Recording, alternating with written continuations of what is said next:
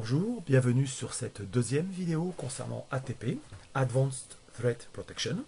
Ali Tarabi, ingénieur d'escalade à la cellule de support européen de Microsoft. Voilà, je vous ai présenté dans la vidéo précédente un certain nombre, enfin le contexte concernant donc ATP. Donc, très brièvement, les menaces connues sont gérées par tout ce qui est en place par Exchange Online Protection. Et tout ce qui est inconnu sera pris en charge par ATP. Donc là, je vais vous présenter la façon d'activer ATP pour un utilisateur donné.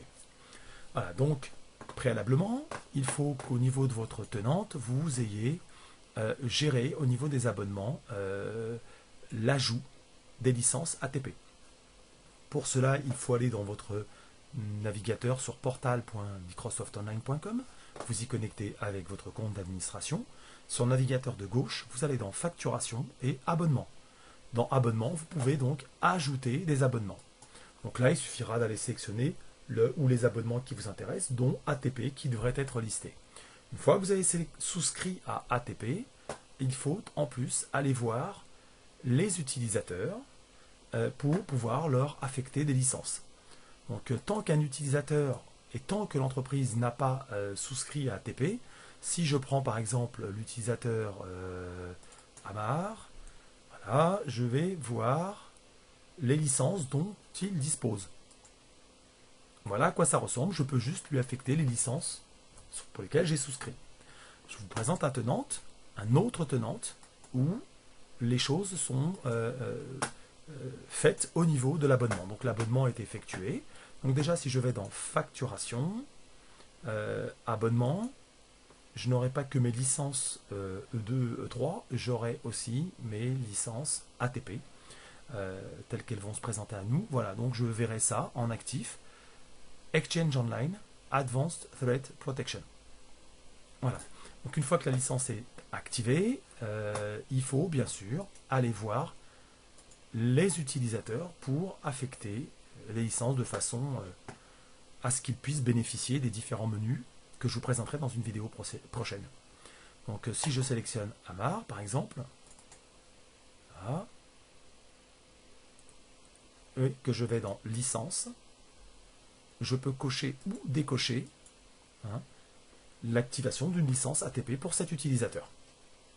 Voilà, donc une fois que cette licence est affectée, je pourrais venir faire bénéficier de cet utilisateur, faire bénéficier à cet utilisateur des nouvelles fonctionnalités introduites par Advanced Threat Protection. Encore une fois, ATP n'est pas forcément utile à toutes les organisations. Des organisations qui ont un objet social particulièrement ciblé, une activité qui peut s'avérer à risque, ou du moins qui expose le groupe à pouvoir être la cible d'attaquants malveillants très déterminés. Oui, ATP, là, ça fait sens, vous pouvez tout à fait souscrire. Donc voilà, c'est plus réservé à protéger des organismes qui en ont vraiment besoin, ou une partie des services d'une entreprise. Donc, comme on le voit, les licences peuvent être affectées à, par exemple, à la direction financière, affectée à la direction commerciale, la direction des services informatiques, etc. Enfin, des organismes qui pourraient voir une partie de leur division comme étant particulièrement exposée et nécessitant donc une protection avancée. Voilà, avancée contre des menaces, encore une fois, inconnues.